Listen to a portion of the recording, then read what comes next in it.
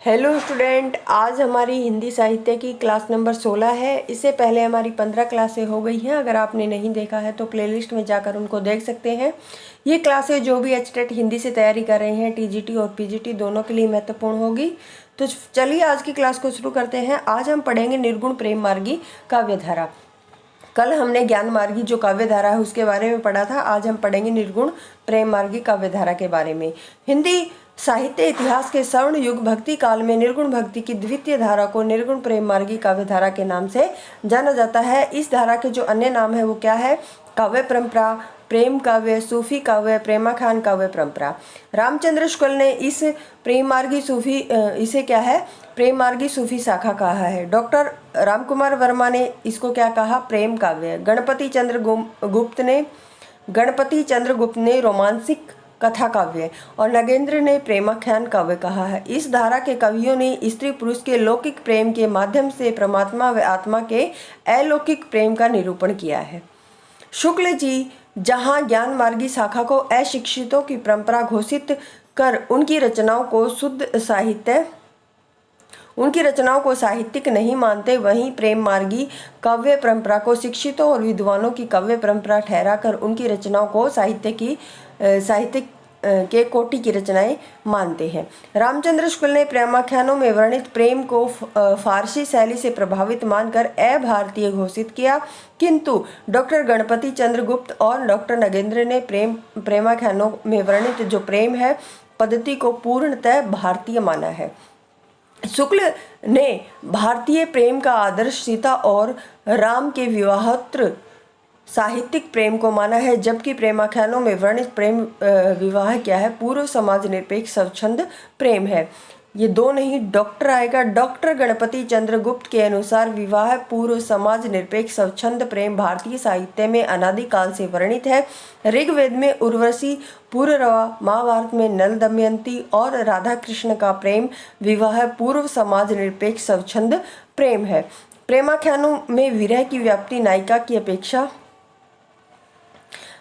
नायक में अधिक दिखाई गई है, जो भारतीय पद्धति के अनुरूप नहीं है। भारतीय नायक भी क्या है? दीर्घ काल से भावुक रहा है। उर्वशी पुररवा विरह में पागल हो जाता है। कालिदास के मेघदूत का नायक विरही यक्ष आषाढ़ की प्रथम बौछार के साथ प्रेम उन्मुख हो जाता है और कादम्बरी का नायक विरह में प्राण त्याग देता है। ऐसी स्थिति में भारतीय नायक को विरह प्रूफ घोषित करना उचित नहीं है। फारसी प्रेम कथाओं में प्रेम उत्पत्ति का साहचर्य भारतीय प्रेमाख्यानों का प्रेम साहचर्य जनित न होकर क्या है? गुण, श्रवण, चित्र दर्शन और स्वप्न दर्शन जन्य होता है। शुक्ल जी के अनुसार हिंदी के प्रेमाख्यानकारों ने मसनवी शैली का प्रयोग किया।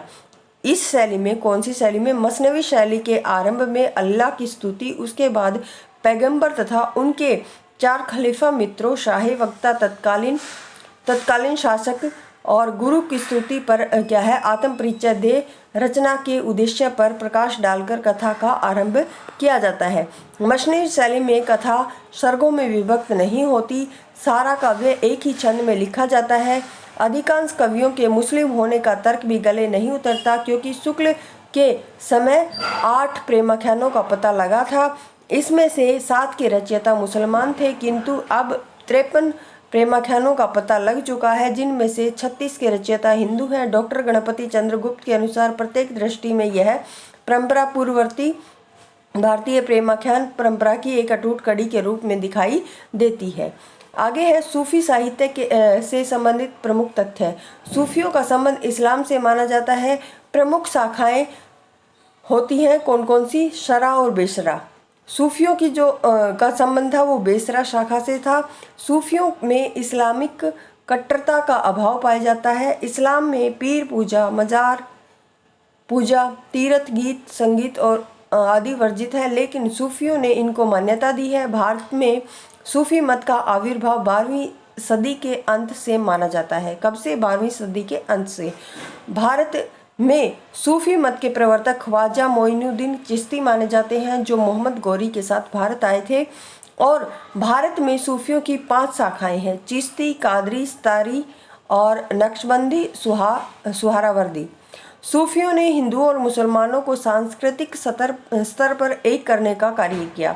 सूफियों को हिंदू मुसलमान संस्कृति के मध्य सांस्कृतिक सेतु कहा है। सूफियों ने इश्क मजाजी अर्थात लौकिक प्रेम के माध्यम से इश्क हकीकी या अर्थात अलौकिक प्रेम का निरूपण किया है। सूफियों ने स्त्री पुरुष के दाम्पत्य प्रतीकों के माध्यम से परमात्मा और आत्मा के संबंध की क्या है व्याख्या की है। और सूफियों ने आत्मा पुरुष को माना है और परमात्मा स्त्री को माना है।